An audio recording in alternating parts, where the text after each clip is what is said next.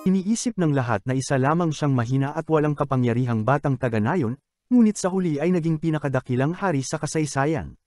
Noon pa mang matagal na panahon, may isang lalaking nagngangalang Gray na mula sa pagiging ulila ay naging mananakop ng buong mundo.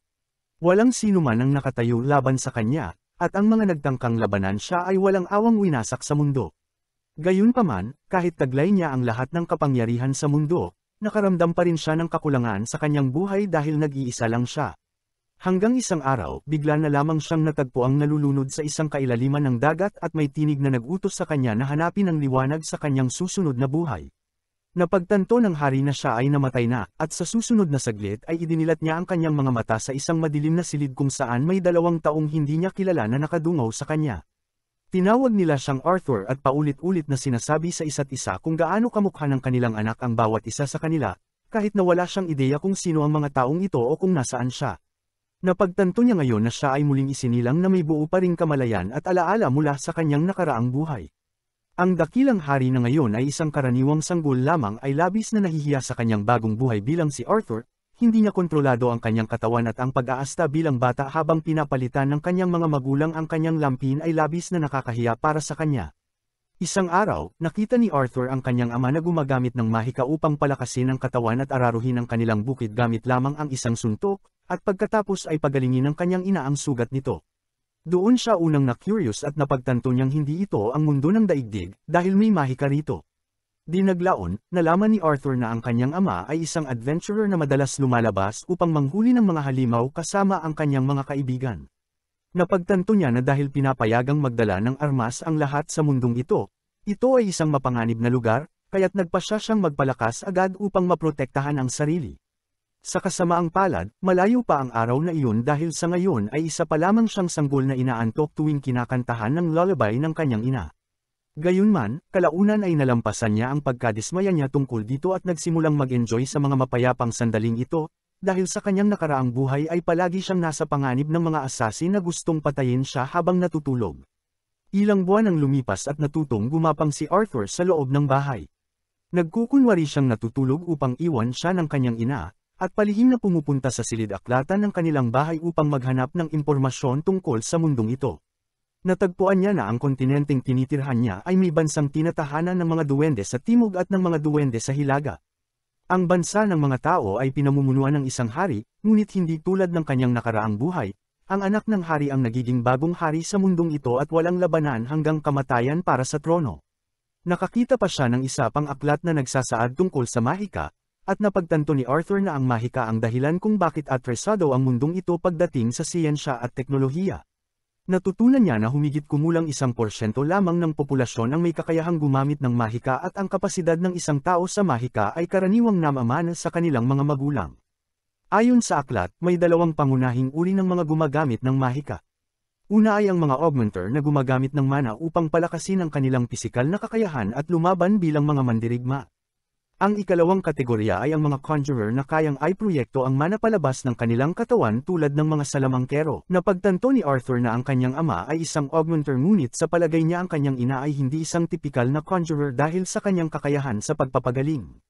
Nagpasya siyang huwag munang isipin iyon at nagpatuloy sa pagbabasa kung paano maging isang magic user. Ayon sa aklat, upang makagamit ng mahika, kailangang magkaroon ng magic core na nabubuo sa pamamagitan ng pag-iipon ng mana sa loob ng katawan sa isang partikular na punto. Karamihan sa mga tao ay nagkakaroon nito pagdating nila sa pagbibinata at inaabot sila ng ilang taon upang makabuo ng isang malakas at kapaki-pakinabang na mana core. Gayunpaman, si Arthur ay mayroon ng alam na kahalintulad na konsepto sa kanyang nakaraang buhay, kaya niyang manipulahin ang panloob na enerhiya ng kanyang katawan na tinatawag na Kai, at ang pagbuo ng Kai core sa loob ng kanyang katawan ay katulad ng pagbuo ng isang mana core. Nagsimulang ituon ni Arthur ang kanyang mana sa loob ng kanyang katawan, umaasang magagawa niya ang unang hakbang upang maging malakas sa mundong ito. Ngunit habang siya'y malapit ng makabuo ng kanyang mana core, nahuli siya ng kanyang ina at ibinalik sa kama. Lumipas ang 2 taon na parang isang kisap mata, at isang araw habang abala ang ina ni Arthur sa pagsusulat ng tala sa kanyang diary tungkol sa anak, lumabas si Arthur upang matutong makipaglaban gamit ang espada mula sa kanyang ama. Habang patuloy niyang iwinawasiwas ang isang kahoy na parang espada, lumabas ang kanyang ina at galit na galit sa kanyang ama dahil tinuturuan niyang gumamit ng espada ang kanilang anak kahit kakalakad pa lang nito. Hindi ito bago kay Arthur, na ngayon napagtanto na ang kanyang ina ang tunay na may kapangyarihan sa bahay. Dinadala rin siya ng kanyang ina paminsan-minsan sa kalapit na lungsod, at palaging masaya si Arthur kapag naroon dahil marami siyang natututunan tungkol sa mundong ito. Interesado siya sa lahat, mula sa mga sandata hanggang sa mga kakaibang gamit na matatagpuan dito, ngunit ang pinakanakakapukaw ng kanyang interes ay ang mahika. Ang pagiging nasa lungsod ang nagbibigay sa kanya ng pinakamainam na pagkakataon upang makita ito ng malapitan. Maliban sa mga pagbisitang ito, namumuhay si Arthur ng payapa kasama ang kanyang mga magulang, at kahit na hindi siya komportable sa pagkakulong sa katawan ng isang sanggol, unti-unti niyang nagugustuhan ang tahimik na pamumuhay. Inaalagaan ng kanyang mga magulang ang lahat ng kanyang pangangailangan, at naaalala niya ang kanyang pagkabata sa ampunan sa kanyang nakaraang buhay kung saan labis niyang hinanggad na magkaroon ng pamilya, ngunit hindi kailanman natupad ang kanyang mga hiling. Isang araw, nakita ni Arthur ang kanyang ama na nagsasanay ng mahika upang palakasin ang kanyang mana core. Sabik na sabik siyang matuto sa kanyang ama, ngunit ang kaya lang nitong gawin ay magpalutang ng ilang bato mula sa lupa gamit ang mana. Hindi ito ikinatuwa ni Arthur dahil mas mabilis pa raw kung pupulutin na lang ito ng kamay. Ngunit lumapit ang kanyang ina at sinabi sa kanya na hindi iyon ang pinakamahusay na kakayahan ng kanyang ama, at mas magaling ito sa ikalawang subok. Muling kinonsentre ng ama ni Arthur ang kanyang enerhiya upang mapahanga ang kanyang asawa, at sa pagkakataong ito ay nagpakawala siya ng sunod-sunod na makapangyarihang atake na yumanig sa lupa. Ngayong pagkakataon, labis na humanga si Arthur sa kakayahan ng kanyang ama, at kumpiyansa ang kanyang ina na paglaki ni Arthur ay magiging isang malakas na mandirigma rin siya. Nais ni Arthur na subukan ito agad, ngunit napagpasyahan ng kanyang ina na dalhin siya para sa kanyang oras ng pagtulog. Dumaan sila sa aklatan at nakiusap si Arthur na gusto niyang magbasa ng mga libro. Mariin siyang tinanggihan ng kanyang ina, ngunit binigyan niya ito ng inosenteng tingin na hindi nito matiis.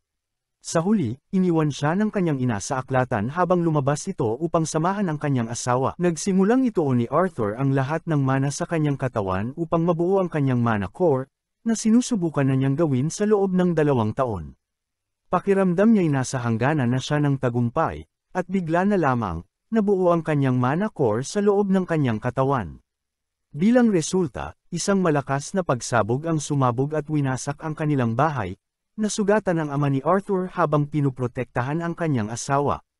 Pareho silang nagpanik sa pag-aakalang nasa panganib ang kanilang anak, ngunit pagpasok nila sa loob, hindi sila makapaniwala sa kanilang nakita, si Arthur ay lumulutang sa hangin na may gintong liwanag. Ngumiti si Arthur nang may kumpiyansa at idineklara na kaya na niyang gumamit ng mahika. Bumaba siya at nagsimulang lumakad papalapit sa kanila nang biglang bumagsak ang mga guho mula sa bubong patungo sa kanya. Natarante siya at inakalang ito na ang katapusan ng kanyang buhay, ngunit parehong tumalon ang kanyang mga magulang upang iligtas siya mula sa pagbagsak ng mga debris. Doon lang niya naunawaan na tungkulin ng kanyang mga magulang ang iligtas siya, ngunit nang sila'y nagsimulang umiyak, nalito siya. Sa kanyang nakaraang buhay, hindi siya kailanman nakaranas ng ganitong bagay, at kahit ang mga magulang ng ibang bata ay hindi nagpakita ng emosyon maliban sa pagmamalaki o pagkadismaya. Habang iniisip niya kung ano ang bagong damdaming ito, napaiyak din si Arthur at kusang yamakap sa kanyang ina. Makalipas ang ilang taon, si Arthur ay isa ng batang lalaki na nagsisimula ng matutong makipaglaban mula sa kanyang amang si Reynold.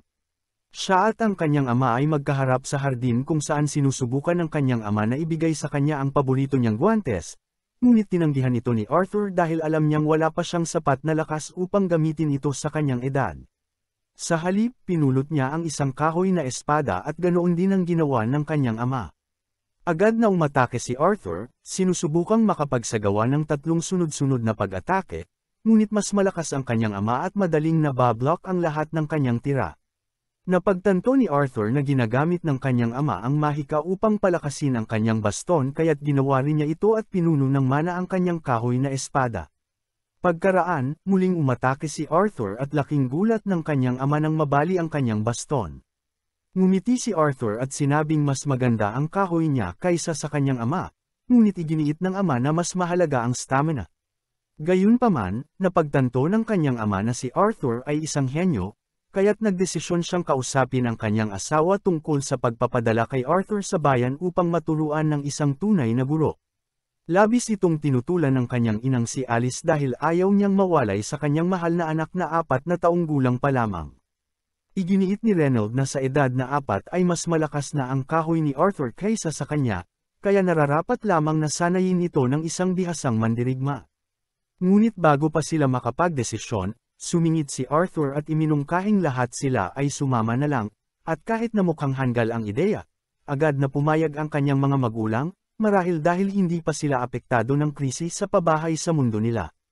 Makalipas ang ilang araw, dumating ang mga dating kasama nina Alice at Reynold upang sumama sa kanilang paglalakbay, at ipinakilala ni Arthur ang kanyang sarili sa kanila. Binubuo ang lumang grupo ng kanyang mga magulang nina Adam ang leader, Angela ang babaeng malaki ang future, Gerd ang Jonella, Helen ang tirador, at Jasmine ang tila emo na misteryosang babae at mukhang may crush kay Arthur. Di nagtagal ay nagsimula na silang maglakbay at nalaman ni Arthur na napakaprimibo pa rin ang transportasyon sa mundong ito kumpara sa dati niyang mundo kung saan may Kirev reporting sila. Pagkaraan ng ilang sandali, nagpahinga sila upang kumain ngunit hindi ito naging maayos dahil biglang lumitaw ang mga halimaw na lobo mula sa kagubatan dahil sa amoy ng pagkain.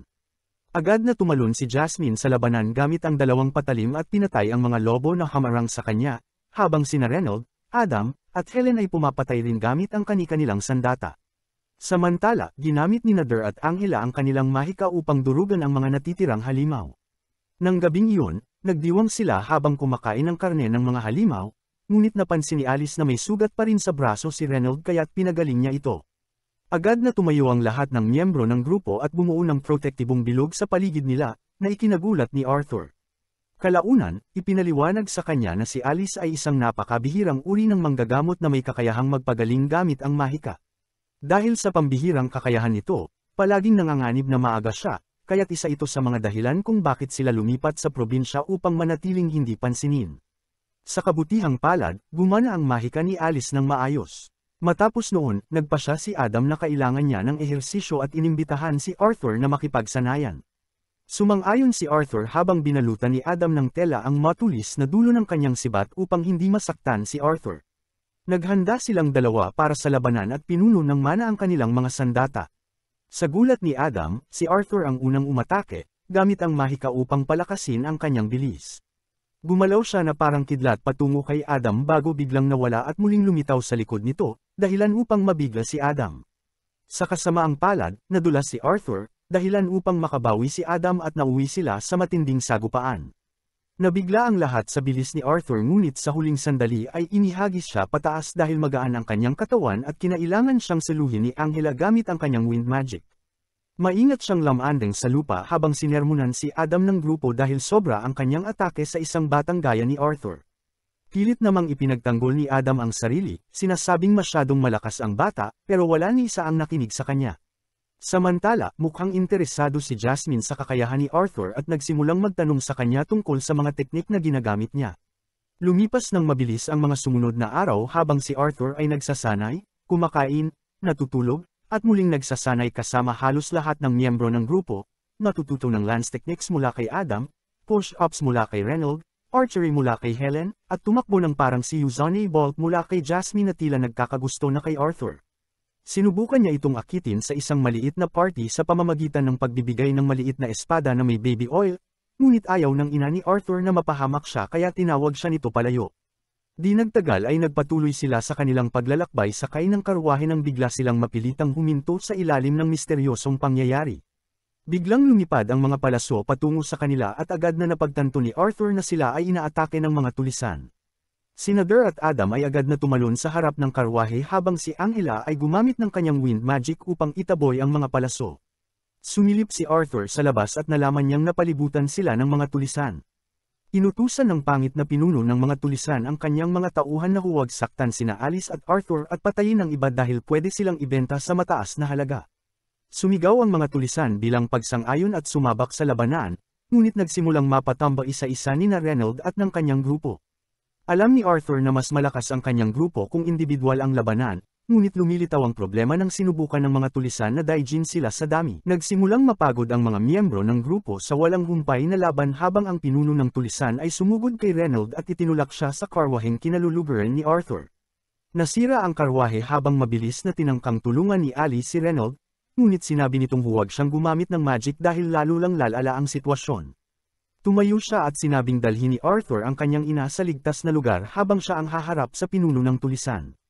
Gustong lumaban ni Arthur at iginiit na kaya niyang labanan ang mga tulisan, ngunit sinigawan siya ng kanyang ama na gamitin ang lakas para protektahan ang kanyang ina dahil may dinadala itong sanggol.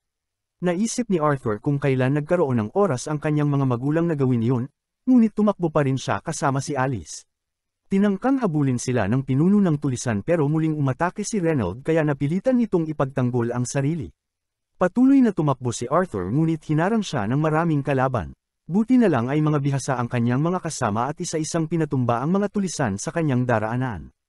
Nagpasalamat si Arthur at tumakbo ulit ng buong bilis nang bigla silang tambangan ng isang mangkukulam na umatake gamit ang wind magic. Itinulak ni Arthur ang kanyang ina sa ligtas na lugar at siya ang tinamaan ng malakas na atake, dahilan para siya'y mapalipad sa ere at mahulog sa bangin. Nagpasya siyang hindi mamamatay ng mag-isa at inihagis ang kanyang kutsilyong may tali sa kanyang kalaban, dahilan para mahulog din ito. Agad na sinubukang gamitin ni Nader at Angela ang kanilang magic para iligtas si Arthur habang umiiyak si Alice at tinatawag ang pangalan niya. Sa mga sandaling iyon, ramdam ni Arthur ang kapayapaan na parang may natupad siya. Naisip niya, ganito ba ang pakiramdam ng kaligayahan? Nang biglang pam-attack ang kanyang luha matapos niyang mapagtantong magiging kuya na sana siya, ngunit ngayon, nawala na ang buhay na iyon sa kanya. Nakakagulat na nakaligtas si Arthur sa pagkahulog at nagising na nasa harapan ng isang napakalaki at nakakatakot na halimaw. Dahil dito, labis siyang natakot. Ang itsura ng halimaw ay nag-iwan kay Arthur ng matinding takot na hindi siya makapagsalita. Pinaghihinalaan ni Arthur na nilinlang siya ng halimaw papunta roon kaya sinubukan niya itong saktan, ngunit itinulak lang siya nito gamit ang isang pitik ng daliri. Tiniyak nito sa kanya na hindi siya kalaban, at tumayo ito upang kumuha ng mahiwagang prutas mula sa isang kakaibang halamang siya mismo ang nagtanim upang pakainin si Arthur. Iniisip niyang kailangan nito ng pagkain at nutrisyon para gumaling ang mga sugat. Hindi makapaniwala si Arthur na ang nakakatakot na halimaw ay umaakto bilang mapagkalingang ina sa kanya. Duda siya sa mga intensyon nito. Ngunit habang patuloy na sumasakit ang kanyang mga sugat at hindi siya makagalaw, nagsimula siyang umiyak ng hindi mapigilan. Nangako ang babaeng halimaw kay Arthur na sasagutin niya lahat ng tanong nito. Kaya sinamantala ni Arthur ang pagkakataon at kinain ang pagkain. Nang matupad ang kondisyon, tinanong niya kung ligtas ang kanyang mga magulang. At sinabi nito na bagamat hindi siya makalabas ng kuweba, gamit ang kanyang spatial awareness ay nakumpirma niyang tinalo ng pamilya ni Arthur ang lahat ng mga tulisan at umalis sa lugar ilang araw na ang nakalipas. Labis ang ginhawang naramdaman ni Arthur nang marinig na ligtas ang kanyang ina, ama, at ang kanyang kapatid na isisilang pa lamang, at nagpasalamat siya sa halimaw sa pagliligtas ng kanyang buhay. Hindi niya alam kung ano ang itatawag dito. Ganoon din tayo. Kaya ipinakilala ng halimaw ang sarili bilang Sylvia, at tila may malalim itong mga lihim. Ilang araw pang nanatili si Arthur sa pangangalaga ni Sylvia, patuloy na kumakain ng mga prutas na nagpapabilis ng kanyang paggaling hanggang sa tuluyang gumaling ang kanyang mga sugat. Ngayong kaya na niyang gumalaw, nais na niyang makauwi. Ngunit ayon kay Sylvia, nasa teritoryo sila ng mga mababangas na halimaw at tulisan, at kung siya lang mag-isa ay hindi siya makakaligtas kahit isang araw. Gayunpaman, nakaisip si Sylvia ng paraan para makaalis siya dahil ayaw niyang magkalayo ang batang ito at ang kanyang pamilya. Gamit ang huling natitirang mahika, nagsimula siyang maghanda upang magbukas ng Dimensional Rift. Sa panahong iyon, ginugol ni Arthur ang kanyang mga araw sa pagsasanay sa espada. Patuloy niyang iniisip kung anong mga lihim ang itinatago ng nakakatakot na halimaw na ito, kung bakit napakabait nito sa kanya, at kung ano ang dahilan ng butas sa kanyang dibdib. Ngunit dahil hindi ito nagsasalita tungkol sa sarili, wala siyang paraan upang malaman. Matapos ang pagsasanay, nagmumuni-muni siya upang palakasin ang kanyang mana core na siyang kumuha ng interes ni Sylvia. Ipinakita nito sa kanya ang isang mas kamangha-manghang paraan, isang paraan upang mangalap ng mana mula sa paligid habang sabay na gumagamit ng mahika. Ipinaliwanag ni Sylvia kung paanong ang nakasanayang konsepto ng tao ukol sa mana ay nagdudulot ng problema sa pagkolekta at paggamit nito ng magkahiwalay. Itinuro niyang maraming nilalang na tulad niya ang kayang gawin pareho ng sabay, kaya't hindi sila nauubusan ng mana. Dagdag pa niya, ang mga magical beasts ay kayang gawin ito na parang normal lang na paghinga. Tinanong niya si Arthur kung nais ba nitong matutunan ang kakayahang ito. At syempre, masiglang sumang-ayon si Arthur. Ngunit bago siya turuan, tinanong muna siya ni Sylvia ng isang bagay, bakit niya gustong matutunan ang kakayahang ito. Tapat na sumagot si Arthur. Sinabi niyang sa pamamagitan ng kapangyarihang ito, magiging mas malakas siya. At sa lakas na iyon, nais niyang patayin ang sinumang mananakit sa kanyang mga mahal sa buhay. Dahil sa inosente ngunit mapaghiganting sagot na iyon, tinapik siya ni Sylvia sa noo. Sinabi niyang bumagsak siya sa pagsubok, hindi niya tuturuan ang taong ginagabayan ng puot. Pero para kay Arthur, natural lang ang kaputan sa mga kaaway. Mula sa mapapait na karanasan ng kanyang nakaraang buhay bilang pinakamalakas na hari, naramdaman ni Sylvia ang dugong uhaw sa karahasan kay Arthur at sinabi niyang hindi kailanman dapat hangarin ang pananakit ng kapwa. Pagkatapos ng isang saglit, humingi siya ng paumanhin sa malakas na pitik niya. Ngunit pinaalalahanan din niya si Arthur na ang parehong kamay na maaaring lumipol sa kanya ay siya ring kayang humaplos ng marahan. Iyon ang nais niyang maunawaan ni Arthur, mas mabuting maging mabait sa kapwa, dahil ang galit, puot, at karahasan ay tanging sakit lang ang iniiwan. Iniligtas niya si Arthur gamit ang kanyang malasakit, at ayaw niyang dumungi sa kabutihang iyon ang galit ng bata. Habang unti-unting nauunawaan ni Arthur ang nais iparating ni Sylvia, tinanong siya ulit nito, para saan niya gagamitin ang kapangyarihan kapag siya ay naging malakas. Naalala ni Arthur ang mga alaala kasama ang kanyang mga magulang at mga kaibigan at sumagot na nais niyang maging malakas upang maprotektahan ang kanyang mga mahal sa buhay. Sa pagkakataong ito, pumayag na si Sylvia. Habang nasa isang bangin malapit doon, may lumitaw na nilalang na kamukhang kamukha ni Sylvia. Ipinahayag niyang matagal na niyang hinahanap si Sylvia na nagtago upang umiwas sa kanyang kaharian. Isang flashback muli ang bumalik sa nakaraang buhay ni Arthur. Ngayon ay nasa kanyang silid hari siya. Pagkagising sa umaga, nagtungo siya sa opisina ng isa sa kanyang mga nasasakupan na miyembro ng parlamento. Diretsahang sinabi ni Arthur na isa lamang siyang hari sa pangalan, at sa totoo lang, ang tunay na kapangyarihan ay nasa kamay ng parlamento. Sa mundong nauubos na ang yaman at unti-unting bumababa ang bilang ng ipinapanganak, naniniwala si Arthur na ginagampanan lamang niya ang papel na itinalaga sa kanya, isa siyang kasangkapan ng karahasan. Sinubukan siyang pakalmayan ng kanyang nasasakupan sa pamamagitan ng papuri. Sa anumang kaso, umalis si Arthur at di nagtagal ay misteryosong pinaslang. Habang sinusubukan ni Arthur gamitin ang bagong kapangyarihang ibinigay sa kanya ni Sylvia, naalala niya ang kanyang nakaraang buhay. Sa buhay na iyon, alam niyang hindi lahat ay pinagpala, ngunit ang tanging layunin niya ay mabuksan ang kakayahang gamitin ang kapangyarihan ni Goku. Sa sandaling iyon, damaloy sa kanya ang kapangyarihan at lubusan siyang napuno nito. Ang tanong gaya ng dati, ano ang gagawin niya sa bagong kapangyarihang natamo niya? Habang sinusubukan niyang kontrolin ang enerhiyang dumadaloy sa kanya, bigla siyang itinapon ni Sylvia sa isang bato. Naguluhan siya, ano ang nangyayari? Bakit siya itinatago ng taong nag-alaga sa kanya? Sinabi ni Sylvia na huwag siyang matakot ngunit kailangan niyang manatili roon ng kaunti. Sa loob ng bato, nasaksihan niya ang isang kamangha-manghang bugzo ng kapangyarihan. May isa pang nilalang na kamukhang kamukha rin ni Sylvia ang dumating. Matagal na itong nagmamanman at hinahanap si Sylvia. Nabigla si Sylvia na natagpuan siya nito at inamin nitong sinundan nito ang amoy ng dugo. Hiniling nitong sumama siya agad, ngunit tumanggi si Sylvia. Handa siyang lumaban hanggang kamatayan. Nang umatake ang nilalang, nagbago si Sylvia sa kanyang tunay na anyo. Nagyelo ang buong paligid habang bumuga siya ng hamog. Isa nga siyang makapangyarihang dragon.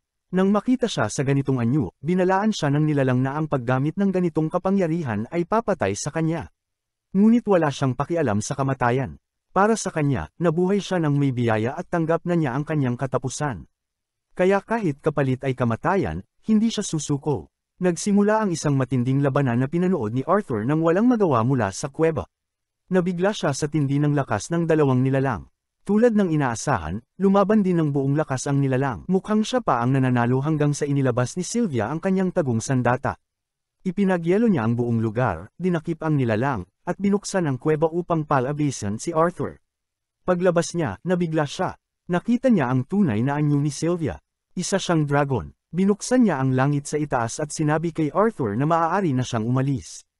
Ibinigay na niya ang kapangyarihang tutulong sa kanya upang makabalik sa kanyang tahanan. Tinanong niya si Arthur kung ano ang gagawin niya sa kapangyarihang iyon. Hiling niya na huwag siyang matupok ng galit o puot. Sumagot si Arthur na gagamitin niya ang kapangyarihan upang protektahan ang kanyang pamilya. Ngumiti si Sylvia. Ayaw niyang mamuhay si Arthur sa kalungkutan o galit. Para sa kanya, ang kapangyarihan ay hindi upang lumaban o maghayganti. Sa halip, nais niyang ito'y maging paraan upang magpakalat ng pag-ibig. Lubos siyang naantig sa tugon ni Arthur. Bago siya tuluyang paalisan, ibinigay niya kay Arthur ang isang itlog ng dragon at isang balahibo, at iniutos na balutin ang itlog gamit ang balahibo. Pagkatapos, hinawakan niya si Arthur at bigla itong napuno ng matinding enerhiya.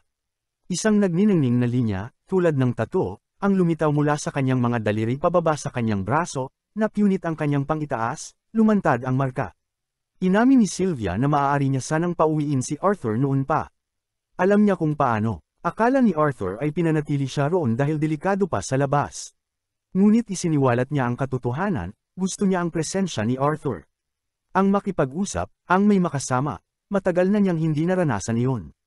Isang mahalagang regalo ang naging presensya ni Arthur para sa kanya, at tunay din namang nagustuhan ni Arthur ang pananatili niya roon. Marami siyang natutunan kay Sylvia. Isang emosyonal na pamamaalam. Sa gitna ng luha, nang hinayang si Arthur na wala siyang magawa upang protektahan si Sylvia. Naalala niya kung paano siya nito tinuruan at pinalakas. Pinuno siya nito ng pagmamahal at pag-aaruga. Ngunit sa kabila ng lahat, hindi niya ito mailigtas. Nararamdaman niya ang taos-pusong kalungkutan. Napaluha siya habang inaalala ang pangakong binitiwan niya sa kanya. Pakiramdam niya ay nabigo siya. Ngunit ang lahat ng ito ay walang halaga para sa kanya. Nabuhay siya ng isang buhay na pinasasalamatan niya. Ngunit sa isang mahinahong ngiti, sinabi niya sa kanya na wala siyang pakialam kung ano man siya, isang dragon man o halimaw. Ang tanging alam niya ay isa siyang pamilya. Tinukso siya nito, tinanong kung paano niya siya matatawag na pamilya gayong may ina na naghihintay sa bahay. Habang iniisip ito, ngumiti siya at sinabi, kung ganon, ikaw ang lola ko. Tumagos sa puso ang salitang, lola. Tumimo ito sa kanyang kaluluwa. Kahit si Sylvia na isang dragon ay nilamon ng damdamin. Napaluha siya, hiniling niyang tawagin siya ulit nito. Tinupad niya iyon. Habang tinatawag siyang, lola, dahan-dahan siyang humiga, kontento sa naging buhay. Kinuha ni Arthur ang itlog at balahibong iniabot sa kanya, at bumukas ang langit. Panahon nang umalis, ngunit ayaw pa niyang lumisan. Nakiusap siya na sumama ito sa kanya, ngunit hindi ito tumugon. Tuluyang nagsara ang lagusan. Habang siya'y umaalis, pinakawalan ni Sylvia ang selyadong mundo at muling lumakas ang kanyang kalaban. Bigla siyang bumagsak sa lupa na tila ba'y namatay. Lumapit ang nilalang, nagtataka kung posible bang mamatay ang isang makapangyarihan gaya niya sa isang simpleng atake. Lumapit ito upang suriin, ngunit nagpapanggap lang si Sylvia. Nang mapalapit na ito, iminulat niya ang kanyang mga mata at nagpakawalan ng isang napakalakas na pagsabog ng mana na hindi kayang tiisin ng sinuman. Nayanig ang buong kuweba. Umabot hanggang sa ibabaw ang pagsabog. Samantala, patuloy sa pagluha si Arthur habang tinatahak ang daan pauwi. Umalangaw-ngaw sa kalangitan ang tinig ni Sylvia. Ipinaalala niya sa kanya na huwag kalimutan ang kanilang mga pag-uusap. Alam niyang likas ang lungkot, ngunit hiniling niyang ngumiti siya sa kabila nito. Huwag niyang hayaang kainin siya ng pighati o paghihiganti. Ngunit hindi niya iniisip na kaya niyang gawin iyon. Pinayuhan siya nitong huwag pilitin ang ngiti kaagad. Dapat ay unti-unti niyang baguhin ang mundo, hakbang sa bawat hakbang. Nag-aalangan si Arthur, ngunit ipinaalala niya kung sino siya. Siya si Haring Gray, ang pinakamalakas na hari.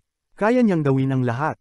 Hiniling niya na huwag niyang punuin ang puso ng galit at sakit, kundi mamuhay ng masaya. Nabigla siya na sa lahat ng oras na magkasama sila, alam na pala ni Sylvia ang tunay niyang pagkatao. Isang tagpong puno ng katotohanan at matinding damdamin. Sa huli, unti-unting naglaho sa hangin ang tinig ni Sylvia. Nasa Earth na si Arthur at maingat na isinilid sa kanyang bag ang mga Reg Along iniwan nito. Sa bagong paninindigan at lakas, nagsimula siyang maglakad pauwi, may layuning baguhin ang mundo ng may ngiti, isang hakbang sa bawat pagkakataon. Ngunit magtatagal kaya ang paninindigang ito. Pinabilis ni Arthur ang kanyang galaw gamit ang mana at dumaan sa Elshire Forest, sinisigurong hindi masaktan ang itlog ni Sylvia.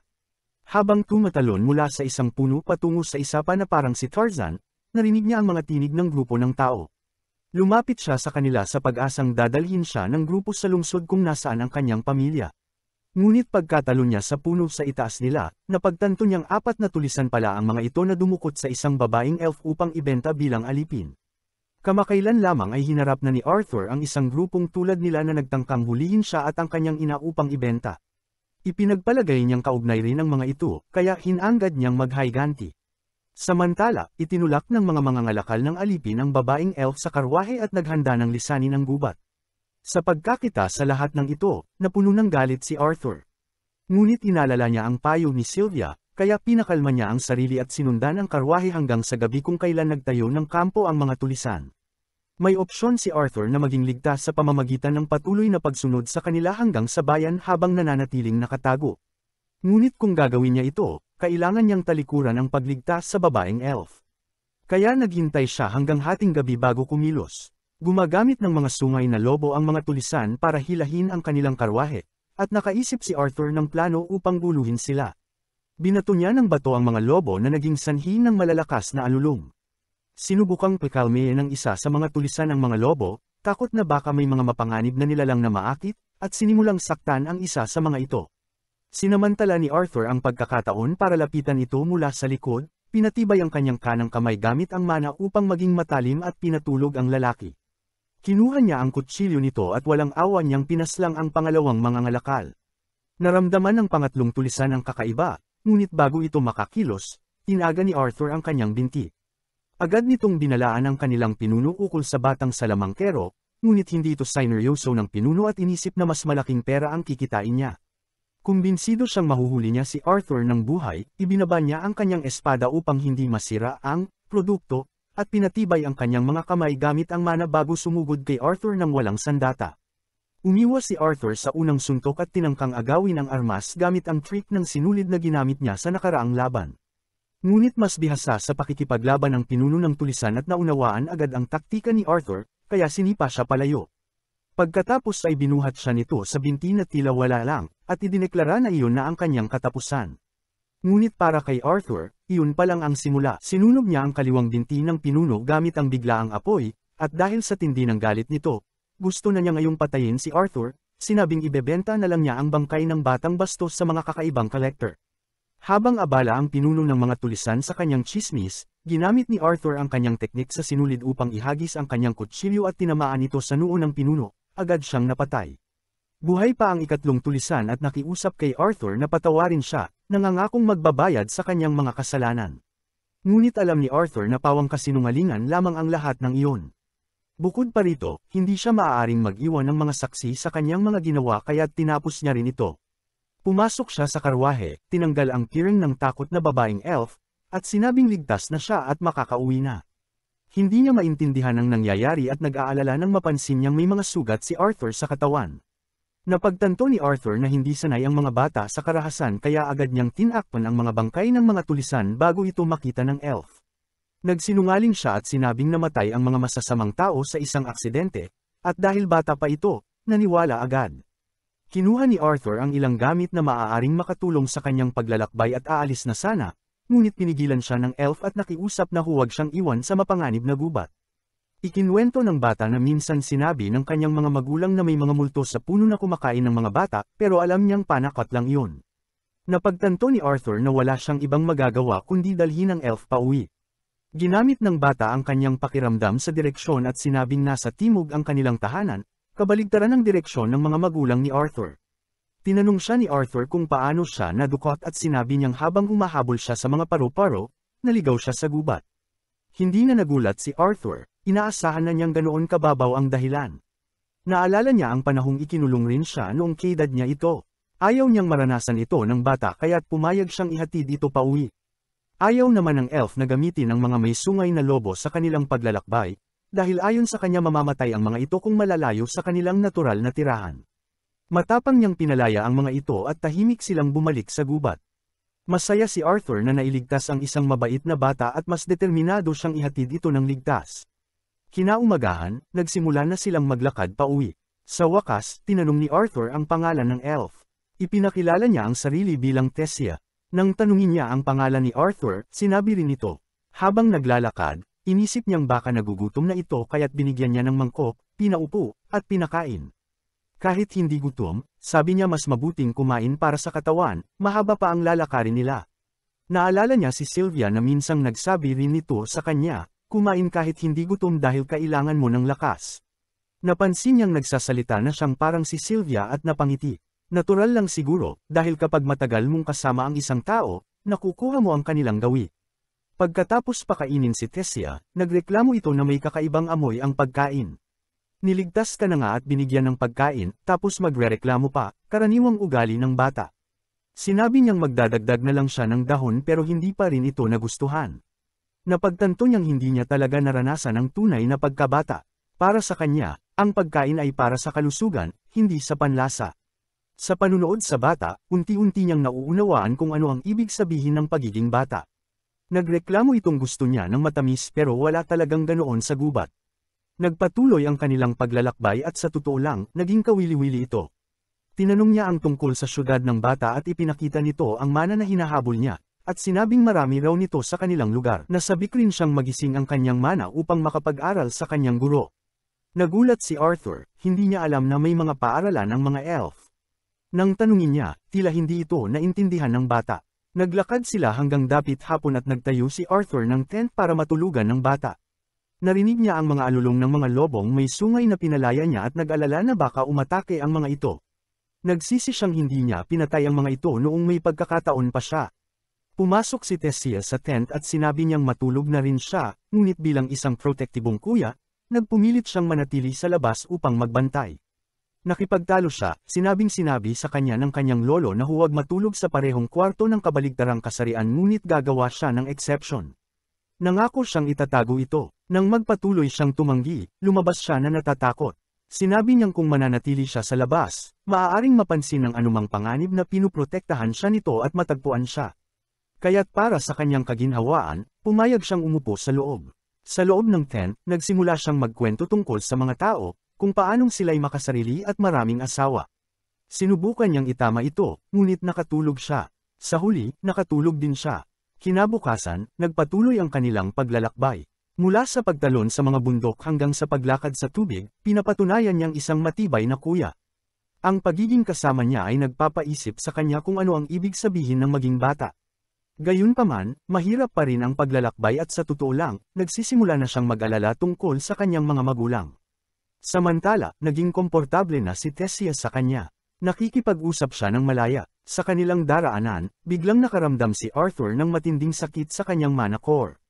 Akala ni Tessia ay pagod lang siya at nagmamadali upang kumuha ng mga halamang gamot habang siya'y nakaakbay sa isang pader. Tumindi ang sakit at pagkatapos ay nilapitan sila ng isang may sungay na lobo. Hindi tamang oras, bumalik si Tessia dala ang mga halamang gamot na tinawag niyang ganon. Si Arthur, bilang isang kuya, sumigaw sa kanya na tumakbo. Inisip niyang handa na ang lobo na umatake sa kanila ngunit hindi ito umatake. Sa halip, ibinagsak nito ang karne mula sa bibig nito at umalis. Nagtaka si Tessia at ngumiti, sinabing, iyan ang gantimpala sa pagiging mabuting bata.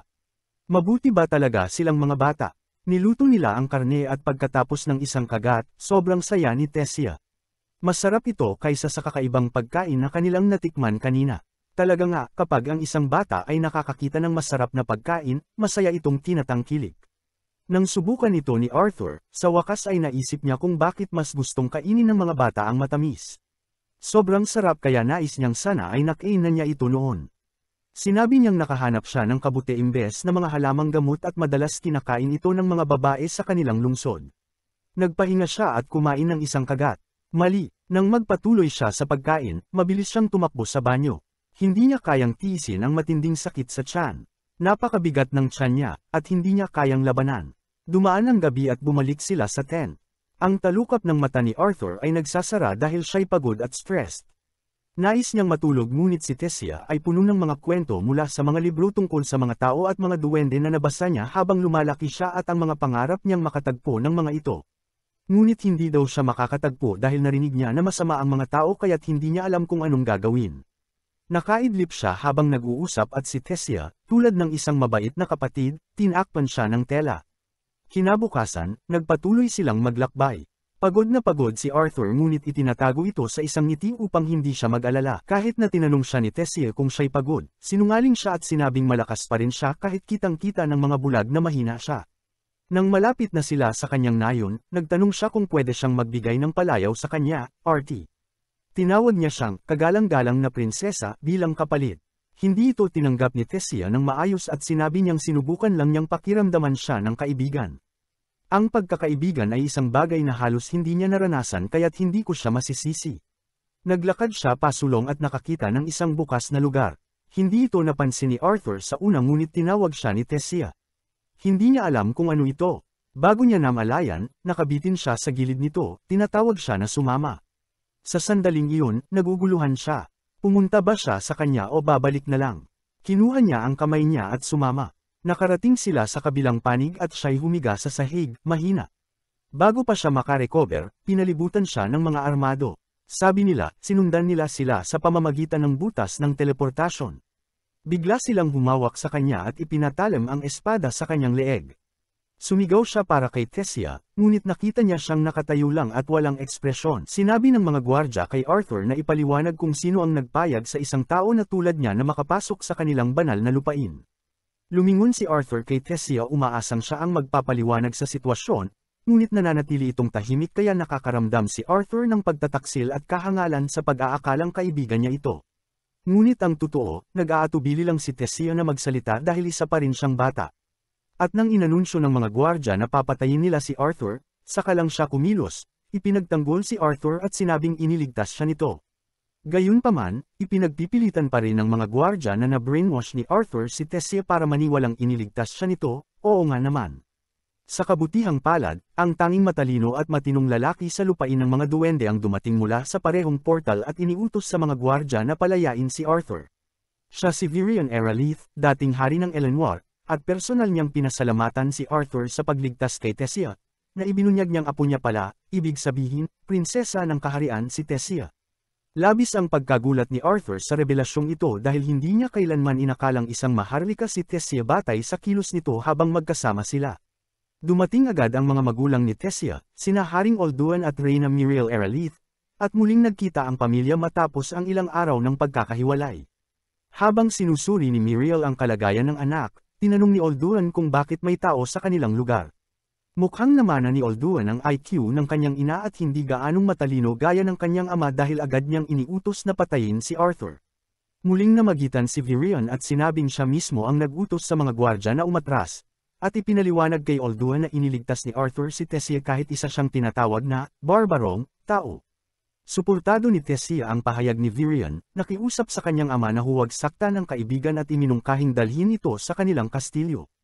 Halatang nag-atubili si Olduan sa ideyang may taong papasok sa kanilang kastilyo, ngunit hindi na siya hinintay ni Tessia at lumapit kay Arthur, sinabing kapag sumama siya, ipagluluto siya ng kanyang paboritong kwek-kwek ng kanilang maharlikang chef. Oo, mga panuhol na gumagana lang sa mga bata. Pero bata pa rin technically si Arthur kaya ayos lang. Ayaw ni Olduan na minas ang kanyang pilyang anak kaya pumayag na rin siya. Samantala, lalo pang naging interesado si Virion kay Arthur, na tila may kakaibang kapangyarihan, kaya inimbitahan niya itong makipag-usap sa kanya ng pribado sa ibang pagkakataon. Sa ngayon, sumama muna si Arthur kay Tessia habang nilalakbay nila ang kaharian ng Eleanor. Isang artistikong komunidad kung saan may mga tahanang itinayo sa ibabaw at ilalim ng mga puno, at ang mga tao ay namumuhay ng simpleng ngunit payapa. Habang naglalakad si Arthur sa tabi ni Tessia, napansin silang mabuti ng mga tao, na curious kung bakit may tao sa kanilang lugar. Hindi mawala sa isip ni Arthur kung bakit nag-atubili si Tessia na tulungan siya noon, bakit niya ginawa iyon at ano ang ibig sabihin ng seryosong ekspresyon sa kanyang mukha. Hindi niya ito maintindihan at patuloy siyang nababalisa, na tila may kirot sa kanyang dibdib. Gayunpaman, nananatiling maingat si Arthur sa lahat ng bagay sa paligid niya at sinisikap na huwag ibaba ang kanyang bantay. Sa dulo ng lungsod, narating nila ang kastilyo at sa kanilang pagpasok ay sinalubong sila ng 12 ng Elven na kasambahay na ang tanging layunin ay siguraduhing masaya si Tessia. Ngunit ngayong araw, nais ni Tessia na suklian si Arthur kaya inutusan niya ang kanyang mga kasambahay na ibigay dito ang pinakamahusay na pag-aasikaso na maaaring matanggap, at sinabing iniligtas siya nito. Nang makita niyang nag-aatubili ang iba, tiniyak ni Tessia sa kanila na si Arthur ay isa sa mga bihirang tao na tunay na mabuti ang puso. Pagkatapos ay humarap siya kay Arthur at tinanong kung ano ang gusto nitong gawin, kumain ng kwek-kwek, maglaro, magtanghalian, o mag-ayos muna. Pero bago gawin ang alinman sa mga iyon, nais munang makausap ni Arthur ang mga magulang ni Tessia tungkol sa nangyari sa gubat dahil wala pang naipapaliwanag. Tinipon niya ang lahat sa silid pulong para sa isang seryosong pag-uusap, pero si Tessia ay tila nasa sarili niyang mundo at nagdala ng coke at kwek-kwek para sa lahat, marahil iniisip niyang isa itong coke party kaysa seryosong usapan. Pagkatapos, formal na ipinakilala ni Olduan ang sarili, ang kanyang asawang si Miriel, at ang kanyang amang si Virion kay Arthur. Ipinakilala rin ni Arthur ang sarili bilang isang karaniwang batang isinilang sa isang liblib na baryo sa kaharian ng Sapin. Lumuhad siya sa harap ni Olduan at inaming bilang isang karaniwang mamamayan, hinding-hindi siya magkakaroon ng pagkakataong makita ang isang hari, lalo na't makaupo sa parehong silid ng isang haring elfo. Ipinahayag niya ang kanyang taos-pusong pasasalamat sa ibinigay na pagkakataon. Ikinagulat ni Olduan kung gaano kaedukado si Arthur sa kabila ng sinasabing pinagmulan nito bilang isang hampas lupa, ngunit pinayagan niya itong magpatuloy. Ikinwento ni Arthur ng detalyado ang mga pangyayari, kabilang ang pagkakahiwalay niya sa kanyang pamilya. Hindi siya nagsinungaling sa hari, ngunit hindi rin niya sinabi ang buong katotohanan, gaya ng engkwentro niya sa mahiwagang dragon na si Sylvia. Habang inilalahad ni Arthur ang kwento at umabot sa bahaging nakita niya si Tessia na kinikidnap ng mga mangangalakal ng alipin, muling nagbago ang atmosfera sa silid. Sinamantala ni Olduan ang pagkakataon upang sisihin ang buong sangkatauhan sa ginawa ng mga mangangalakal ng alipin sa kanyang anak. Sa kabilang banda, tinanong ni Virian ang totoong tanong, paano nagawang iligtas ng isang 5 taong gulang na bata si Tessia mula sa 3 ganap na lalaki? Hindi ito maaring resulta ng pakikiusap o pagmamakaawa. Kaya't isiniwalat na ni Arthur ang totoo, isa siyang magaling na salamangkero at ginamit niya ang kanyang kapangyarihan upang lipulin ang mga mangangalakal ng alipin. Gayunpaman, hirap paniwalaan ni Olduan ito, at ang parehong gwardyang nagsalita kanina ay muling naglabas ng di kailangang opinyon, iginiit niyang maaaring binura ni Arthur ang isip ni Tessia upang makapasok sa kanilang banal na lupain. Hindi na nagtimpi si Virian, na mula pa sa simula ay kumakampi kay Arthur, at agad na pinatahimik ang gwardya. Lumapit din si Tessia at ikinwento na narinig niya ang usapan ng mga mangangalakal tungkol sa pagbebenta sa kanya sa mataas na halaga. Nang matapos ni Tessia ang pagsasalaysay ng pinagdaanan niya bago siya mailigtas ni Arthur, naging emosyonal ang kanyang ina at niyakap siya ng mahigpit, tunay ng napakagandang masdan ng pagmamahal ng isang ina.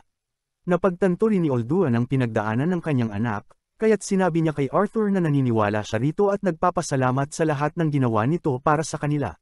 Pagkatapos ipaliwanag kung paano niya nakilala si Tessia, sinabi na rin ni Arthur ang dahilan kung bakit niya hiniling ang pag-uusap na iyon, nawawala rin siya mula sa kanyang pamilya at ang tanging nais niya ay muling makasama ang kanyang mga magulang sa sapin. Hindi makapaniwala si Olduan sa narinig, si Arthur ba'y humihiling na tumulong ang mga elfo sa mga tao na tinuturing nilang barbaric. Iginiit ni Olduan na hindi siya kailanman tutulong sa mga tao at kailangang unawain ni Arthur na sarili niyang paraan ang kailangang hanapin pauwi. Ngunit maaasahan si Arthur na makaisip ng sagot, pinaalala niya kay Olduan ang mga ginawa niya para sa kanilang pamilya at lungsod. Sinabi niyang kung hindi nila siya tutulungan pagkatapos ng lahat ng ginawa niya para sa kanila, sila rin ay barbarica at wala silang karapatang tawaging barbarica ang mga tao kung gayon ay pareho lang ang kanilang asal. Tumingin si Virian kay Olduan na para bang sinasabi ng kanyang mukha, nahuli ka na. Sinabi ni Virian na nahuli na si Olduan sa sarili niyang mga salita, at lumapit din si Tessia sa tabi ng kanyang ama, pinagmamasdan kung anong desisyon ang gagawin nito. Sa huli, wala nang nagawa si Olduan kundi tanggapin ang kahilingan ni Arthur. Ngunit ipinaalam niyang ang nag-iisang teleportation gate papuntang sapin ay maaari lamang buksan kada 7 taon. At dahil kamakailan lamang ito ginamit ng 3 pinuno, ang susunod na pagkakataon upang ito'y mabuksan ay sa loob ng 5 taon. Wala si Arthur ng ganoong kaluwagan sa oras, hindi siya pwedeng maghintay ng 5 taon bago muling makasama ang kanyang pamilya. Hinala rin iyon ni Olduan kaya sinabi niyang magpapadala siya ng mga sundalo upang samahan si Arthur pauwi kaya magsisimula ang kanilang paglalakbay kinabukasan. Nakaramdam ng ginhawa si Arthur sa narinig pero biglang sumakit ulit ang kanyang mana core. Nahirapan siyang umalis sa pagpupulong at naligo. Hindi nawala ang sakit kahit pagkatapos maligo. Hinawakan niya ang kanyang dibdib ng mahigpit at iniisip kung ano ang maaaring dahilan ng kanyang sakit at kung ano ang solusyon dito. Naisip niya si Sylvia at tinanong kung ano ang dapat niyang gawin sa sakit na iyon. Sa kasamaang palad, hindi agad dumarating ang sagot. Naglakad-lakad siya sa palasyo at ang sariwang hangin ay bahagyang nakabawas sa sakit. Naisip niya ang kanyang mga magulang at kung gaano niya sila kamiss. Nagtataka siya kung buhay pa ba sila pero tinapos niyang masyado silang malakas para mamatay ng ganoon lang kaya sigurado siyang ayos sila. Nang tumingala siya at nakita si Tessia kasama ang kanyang mga magulang, naisip niya kung masaya rin ba siyang tatanggapin ng kanyang pamilya o magagalit sila sa kanya sa pag-alis ng matagal. Lahat ng ito'y bumigat sa kanyang damdamin kaya napatigil siya. Tumakbo si Tessia papunta sa kanya. Tinukso niya ito sa pagtawag na isang princess ang spoiled at sinabing mag-enjoy na lang sa piling ng kanyang mga magulang. Inilahad niya ang kanyang pag-aalala tungkol sa kanyang mga magulang at kung tatanggapin pa ba siya ng mga ito. Hinawakan ni Tessia ang kanyang pisngi at naisip kung gaano siya kapeti. Anong ibig mong sabihin na hindi matutuwa ang mga magulang mong bumalik ka? Tanong niya, laging nag-aalala ang mga magulang sa kanilang anak at sigurado siyang nag-aalala rin ngayon ang mga magulang ni Arthur sa kanya. Habang yakap siya ni Tessia, bumagsak sa kanila ang mga makinang na bellflower. Tiningnan niya ito at sinabi kung ano ang mga ito. Sa pagkakita niya sa ekspresyon ni Tessia, naalala niya noong pumasok siya sa lungsod at inakala niyang pagtataksilan siya ni Tessia dahil sa ganoong tingin. Pero masaya siyang hindi siya ginantihan ng masama. Gayunpaman, parang pamilyar sa kanya ang mga bulaklak na iyon. Bumalik siya sa kanyang iniisip, nagtatanong kung ano ang kanyang nakikita. Ang inaakalang bulaklak ni Tessia ay hindi bulaklak sa kanyang paningin kundi isang sandata. Nakita na niya ito noon habang siya'y lumalaban. Humingi siya ng tawad kay Tessia at nagtaka ito kung bakit. Sinabi niyang gusto rin niya ang mga bulaklak, tapos ibinato niya ito pabalik sa nagpadala. Sa kanyang gulat, ang nagpadala ay si Virion. Tinanong niya kung bakit inaatake ni Virion ang sarili nitong apo. Ngunit ngumiti si Virion at sinabing sino bang aatakihin ng ganoong bagay. Lumapit si Tessia kay Virion at nakiusap na huwag niyang guluhin si Arthur. Sinabi niyang mabuting tao si Arthur at hindi katulad ng ibang tao. Nakiusap siyang tigilan na si Arthur. Hindi ito tinuring ni Virion na pananakot. Sinabi niya ngayon lang siya nakakita ng isang taong kawili-wili at hindi niya ito basta bibitawan. Ginamit niya ang mahika upang paupuin si Tessia at kumuha ng patpat para makipagdulo kay Arthur. Sino ang mananalo sa laban? Nagsimula ang laban at ibinigay ni Arthur ang lahat ng makakaya. Ginamit niya ang lahat ng kanyang mana upang lumaban pero napansin niyang mas mabilis si Virion sa kanya. Kahit anong pilit niya, hindi siya makalapit kay Virion. Nang sumubok siya ng malakas, nabali ni Virion ang kanyang patpat at muntik ng tamaan si Tessia pero naprotektahan niya ito. Nagdesisyon siyang gumamit ng mahika. Napakalakas ng ginamit niyang mahika, nakaunti lang ang makakaligtas, pero hulaan mo kung sino ang pumihil sa mahika niya, si Virion. Pagkatapos ng ilang pagsubok, matagumpay niyang natamaan sa ulo si Virion. Nagulat si Virion pero lalo lang siyang nasabik sa laban. Humingi siya ng ikalawang round pero tumayo si Tessia mula sa kinalalagyan at kiniliti ang puwet ni Virion, sinabing tigilan na si Arthur. Sinabi niyang hindi si Arthur ang batang iniisip ni Tessia at kung may nambuli sa laban, si Arthur iyon na nambuli sa kanya. Ayaw tanggapin ni Arthur ang papuring iyon at sinabing masyadong mataas ang pagtingin sa kanya ni Virion. Inalok siya ni Virion na maging disipulo nito. Maaaring magandang ideya iyon at sa totoo lang, pinag-iisipan niya rin. Pero naalala niya ang kanyang mga magulang at ang pangambang baka hindi nila alam na ayos lang siya. Kaya sa palagay niya, hindi ito magandang kasunduan. Sinabi niya kay Virion ang kanyang pag-aalala pero ipinaalam ni Virion na may paraan upang iparating sa kanyang mga magulang na siya'y ligtas kahit hindi umuwi. Sinubukan niyang alamin pa at may ipinasok si Virion sa kanyang katawan. Naramdaman na naman niya ang sakit sa kanyang mana, at pinatunayang tama ang hinala ni Virion, nakuha niya ang Beast Wheel. Sinabi ni Virion na ang tanging paraan para mabuhay siya at hindi mamatay ay ang maging disipulo nito. Mahirap ang pagpiling ito para kay Arthur. Ano kaya ang magiging desisyon niya sa huli? Natagpuan ni Arthur ang sarili sa isang kalagayan na hindi siya makagalaw. Masakit ang kanyang dibdib sa matinding kirot. Habang pinipilit niyang pigilan ang sakit, may maitim na aura na lumabas mula sa kanyang dibdib. Naging anyo ito ng isang misteryosong nakakatakot na nilalang. Natakot si Arthur at ipinikit ang mga mata, iniisip kung ang halimaw na ito ay bunga ng kanyang mga kinatatakutan o marahil ng kanyang mga responsibilidad. Habang papalapit ang halimaw para saktan siya, may mahinang tinig na tumawag sa kanya, si Tessia. Napakalma siya ng boses ni Tessia at nagising siya. Pagmulat ng mata, nakita niyang nakaupo sa ibabaw niya si Tessia. Kaya't naisip niyang baka napunta siya sa mundo ng hentai o kung ano paman. Binati siya ni Tessia ng magandang umaga ngunit hindi siya pinansin ni Arthur at nagkunwaring natutulog muli, tinawag pa si Tessia na halimaw sa kanyang panaginip. Biro lang, sinabi ni Tessia na hinihintay siya ng kanyang lolo sa labas. Pero hindi siya pinakinggan ni Arthur kaya't kinaladkad siya nito palabas ng kama at sinabihang ayusin ang magulo niyang buhok. Sumagot si Arthur na parang buhok ni Tessia ay kamukha ng buhok ng ex mo kanina. Habang nagbibihis si Arthur, tinanong siya ni Tessia kung mananatili ba talaga siya. Sumagot si Arthur na hindi pa siya sigurado, at tinawag pa siyang prinsesa. Naiinis na si Tessia sa formal na pakikitungo sa kanya ni Arthur gayong magkaibigan sila. Pinarusahan siya ni Tessia sa pamamagitan ng pagpisil sa likod at sinabing magagalit siya ng husto kapag tinawag siyang prinsesa muli. Pero ang sabi ni Arthur, galit na nga siya ngayon, kaya nagtaka siya kung pwede pa siyang mas magalit. Pagkatapos maghanda, lumabas sila ng kastilyo at nakita ang karwahe kung saan nakikiusap si Aldwin kay Virion na huwag hayaang manatili si Arthur doon. Si Aldwin at ang kanyang asawa na si Miriel ay may mababaw na galit sa mga tao, gaya ng alam natin. Ngunit hindi nakinig si Virion at sumakay sa karwahe, klarong gusto niya si Arthur at desidido sa kanyang pasya. Narinig ni Tessia ang sinabi ni Alduin kaya't muling ipinagtanggol si Arthur, sinabing dapat payagan siyang manatili dahil iniligtas siya nito. Tumugon si Alduin na siya'y nagpapasalamat pero hindi sapat iyon para payagan ng tao na damumi sa kanilang banal na lupa. Napuno na si Virion at pinatahimik ang kanyang makitid na ulong anak na dapat ay may pinakamataas na kapangyarihan bilang hari. Sinabi niya kina Arthur at Tessia na sumakay na sa karwahe. Pagkaalis ng karwahe papunta sa kaibigan ni Virion, nakatulog si Tessia sa balikat ni Arthur. Sinabi ni Virion kay Arthur na hayaan siyang matulog dahil maaga siyang nagising ngayong mahalagang araw na ito na magtatakda sa kinabukasan ni Arthur. Naawa si Virion sa kanyang apo, sinabing lumaki itong mag-isa at kaya walang kaibigan ay dahil lahat ng taong lumalapit ay may gustong kunin sa kanya, kaya lumalayo siya sa iba. Sa narinig, naintindihan ni Arthur kung bakit ayaw ni Tessia na tinatawag siyang prinsesa.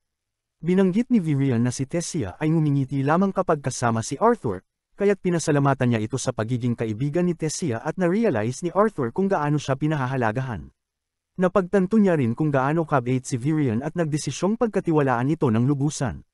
Pagdating nila sa destinasyon, bumaba sila sa harap ng bahay na kahawig ng bahay ni Frodo sa Lord of the Rings. Nagtaka si Arthur kung sino ang may-ari ng bahay na ito at bakit personal na bumisita ang dating hari. Si Virion, na kanina'y mukhang hari, ay biglang umasta bilang isang matandang lalaki at kumatok ng malakas sa pinto, tinawag ang kaibigan niyang matandang bruha. Nang walang sagot, idinikit niya ang tenga sa pinto pero biglang bumukas ito at nabagsakan siya, sabay sigaw ng matandang babae narinig niya naman at huwag siyang sisigawan. Bumangon si Virion at ipinakilala ang matandang masungit kina Arthur at Tessia bilang si Rhaenyra Darkazan. Ayon kay Virion, si Rhaenyra ay isang espesyal na salamangkero na kayang tuparin ang hiling ni Arthur. Natuwa si Arthur at sinabing karangalan niyang makilala ito. Nagustuhan ni Rhaenyra ang pagiging magalang ni Arthur kaya pinapasok sila. Napansin ni Arthur na may balde lang ng tubig sa loob kaya't nagtanong kung paano siya makakakonekta sa kanyang mga magulang. Ipinaliwanag ni Rhaenyra na siya ay isang seer, isang uri ng salamangkero na nakakakita ng mga piraso ng nakaraan at hinaharap. Tinangka niyang gamitin ang kapangyarihan kay Arthur ngunit nagulat dahil kakaunti lang ang kanyang nakita. Tinawag niyang espesyal si Arthur. Sinabi ni Arthur na ayaw niyang makita ang hinaharap. Gusto lang niyang iparating sa kanyang mga magulang na buhay pa siya at huwag mag-alala. Kaya't pina-focus siya ni Rhaenyra sa tubig habang iniisip ang kanyang mga magulang. Gumamit siya ng mahika at nakita ni Arthur sina Alice at Ray na kumakain, nagdadalamati pa rin, at naalala nilang kaarawan niya ngayon. Naaalala nila ang nangyari noong nawala si Arthur at hindi pa rin sila nakaka-move on. Si Ray ay sumali sa security force ng lungsod at nakatira na sa mansion kasama si Alice at ang sanggol sa kanyang sinapupunan. Habang umiiyak sila sa pag-alala kay Arthur, nagsalita si Arthur at sinabi sa kanila na buhay pa siya at nasa lupain ng mga duwende. Ipinaliwanag niyang sa pamamagitan ng mahika siya nakakapagsalita at hindi pa makakauwi dahil may kailangang ayusin sa kanyang katawan. Pinayuhan niya silang huwag mag-alala at huwag sisihin ang sarili sa nangyari. Bago matapos ang usapan, sinabi niyang mahal niya sila. Niyakap ni Alice si Ray sa tuwa dahil buhay pa pala ang anak nila. May luha si Arthur sa mata. Ayaw niyang makita muli ang mga magulang sa ganitong kalagayan, kaya't nanumpa siyang magiging sapat na malakas para hindi na ito maulit. Nakiusap siya kay Virion na gawin siyang disipulo, pero hindi ganoon kadali ang kanyang pasya dahil hindi pa rin tanggap ni Alduin at Miriel ang ideya na may taong mananatili sa lungsod ng mga duwende. Para sa kanila, hindi ito isang bagay na dapat ikatuwa. Pumunta sina Virion at Tessia sa isang pagpupulong kay Alduin. Muli, sinubukan ni Tessia na sabihin sa kanyang ama na ang batang tinatanggihan nila ang siyang 2 beses nang nagligtas sa kanya. Kaya kung ipipilit nilang ayaw nila sa kanya, nangangahulugan iyon na nagtatakda sila ng halimbawa na ang mga duwende ay tumutugon ng masama sa kabutihan. Wala itong pakialam kay Alduin. Iniisip niya ang kapakanan ng kanyang mga tao at natatakot siyang baka hindi matanggap si Arthur sa lungsod. Nakialam din si Virion, hindi pa siya nagkaroon ng alagad noon. Kaya sinabi niya kay Alduin na kung hihilingin niyang maging alagad si Arthur, dapat ay pagkatiwalaan niyang mabuti ang bata. Dahil dito, at sa kanyang kahinaan sa ama at anak, pumayag si Alduin na manatili si Arthur. Ngunit may isa pa rin siyang kinababahala, kung tatanggapin ba ng kanyang mga tao si Arthur. Tinanong niya si Virion kung sino ang mananagot kung may mangyaring masama. Ni hindi nag-alinlangan si Virion at pumayag na siya ang managot. Lumabas sina Alduin at Miriel upang salubungin si Arthur. Humarap si Alduin kay Arthur at inamin na naging masungit siya noong una nang dalhin si Arthur sa lungsod. At hindi yun kasalanan ni Arthur kundi dahil sa tingin ng mga tao sa mga tao. Kita ni Arthur ang malinaw na pagbabago sa pag-uugali. Ang parehong Alduin na dating tutol sa kanyang presensya ay masaya na ngayong tinatanggap siya. Tunay ngang mahal ni Alduin ang kanyang pamilya at gagawin ang lahat para mapasaya sila. Kinamayan ni Alduin si Arthur bilang pagtanggap. Pero may mas magandang ideya si Tessia. Hinamon niya ang kanyang ama, sinabing kung talagang masaya siya sa presensya ni Arthur, dapat ay payagan siyang samahan si Arthur sa lungsod at ipakita ito sa kanya. Wala nang mawawala kay Alduin, lalo na't kumalat na ang balitang mananatili si Arthur sa lungsod, kaya pinayagan niya sila. Masayang hinayla ni Tessia si Arthur papunta sa lungsod. Ipinakita niya ang mga kawili-wiling tao roon. Unang beses iyon ni Arthur sa lungsod ng mga duwende at humanga siya sa itsura ng mga ito. Ikinwento ni Tessia ang tungkol sa isang malaking tindahan ng merienda at prutas at hinayla siya upang maunahan ang karamihan. Habang sinusundan niya si Tessia, isang batang duwende ang sinadyang bumangga sa kanya. Dahil magalang ang ating pangunahing tauhan, hindi siya nagreklamo at sa halip ay humingi pa ng paumanhin at nagpaalam. Pero tiningnan siya ng bata ng may paghamak. Sinabi nitong, nakontamina, siya ni Arthur dahil sa pagiging tao nito. Idinugtong pa niyang kahit gusto ni Virion si Arthur sa lungsod, hindi siya tatanggapin dahil isa siyang tao. Karaniwan, hindi magpapakita ng kalokohan si Arthur sa ganitong sitwasyon, pero natutunan na niya kung paano magpakabata mula kay Tessia at pagkakataon nito para ipakita iyon. Tiningnan ng bata si Tessia at sinabing kung sasamahan niya si Arthur ay masisira lang ang magandang reputasyon niya. Nagpakilala siya bilang si Fairith Ivesar, isang maharlika, at nag-alok na ihatid si Tessia pauwi. Kaagad siyang pinagsabihan ni Tessia na mali ang kanyang asal, ngunit hindi alam ni Tessia na may mas magandang plano si Arthur. Sinasadyang yumuko si Arthur nang may sarkasmo kay Fairith at sinira ang pangalan nito sa pagtawag sa kanya ng Ivisor, imbes na Ivesar na tila isang panlalait. Naunawaan ni Tessia ang ginawa ni Arthur at natawa, pero nakuha rin ni Fairith ang biro. Ayaw niyang mapahiya bilang isang maharlika, kaya agad niyang hinamon si Arthur sa isang tunggalian. Ang paghamon ng tunggalian sa lungsod ay hindi karaniwan. Lahat ng matatanda ay huminto para manood. Kapag tumanggi si Arthur sa tunggalian, ibig sabihin ay natalo na siya at mapapahiya sina Virion at ang maharlikang pamilya. Kaya tinanggap niya ang hamon kahit pinipigilan siya ni Tessia. Hiniling ni Fairith na si Tessia ang maging hukom at nagsimula ang tunggalian. Mayabang na sumugod si Fairith, ngunit isang suntok lang ni Arthur ay natamba na siya at tumirik ang mga mata. Hindi nagulat si Tessia. Binalaan na niya noon si Fairith na ang lalabanan niya ay hindi mahina, kaya dapat lang niyang tanggapin ang bunga ng kanyang katigasan ng ulo. Hinayla niya si Arthur at sinabihang tumakbo. Tumakbo siya kasama ito ng masaya. Habang lumilipas ang panahon, naging pamilyar siya kay Tessia at nagustuhan ang pagiging kasama nito. Lumalabas sila ng magkasama, kumakain ng magkasama, at maging sa pagbabasa ay magkasama rin sila. Tuwing sinusubukan siyang apihin ng ibang elf, agad siyang nililigtas ni Tessia. Pagkatapos ng isa sa kanilang araw-araw na paglalakad, tumayo siya sa tabi ng rehas at nakipag-usap kay Arthur. Magsisimula na ang kanyang pagsasanay kinabukasan at tinanong siya nito kung ano ang nararamdaman niya tungkol dito. Mukhang may bumabagabag sa kanya kaya tinanong siya kung ano ang nagpapalungkot sa kanya at kung ayaw na ba niyang ituloy ang pagsasanay. Naalala niya ang naging pag-uusap nila ni Virion kanina. Sa usapang iyon, pinaalala ni Virion sa kanya na nasa isang banyagang lugar siya na walang pamilya o kaibigan na masasandalan. Wala siyang maaasahan kundi ang sarili. Gayunpaman, pinili pa rin niyang manatili sa lugar na iyon at matuto. Binalaan siya ni Virion na hindi magiging madali ang pagsasanay.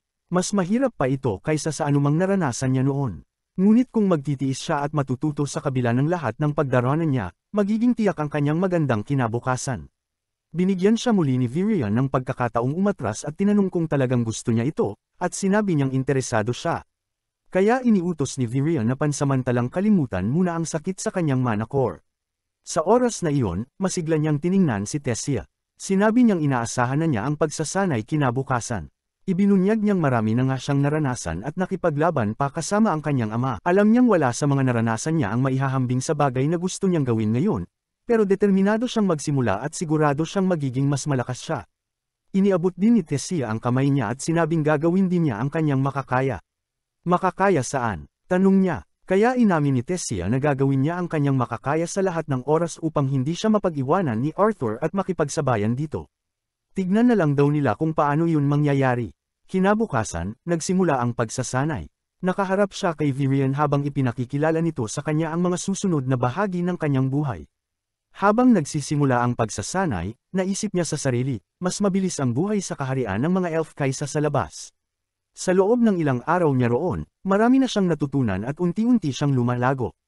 Tinanggap niyang manatili roon dahil alam niyang ito ang pinakamahusay na desisyon para sa kanya at kontrolado na niya ang kanyang kinabukasan. Sinabi niya sa sarili na kahit hindi niya alam ang mga pagdaraanan niya sa pananatili sa kakaibang kaharian na ito, ang alam niya lang ay magiging maliwanag ang kanyang kinabukasan.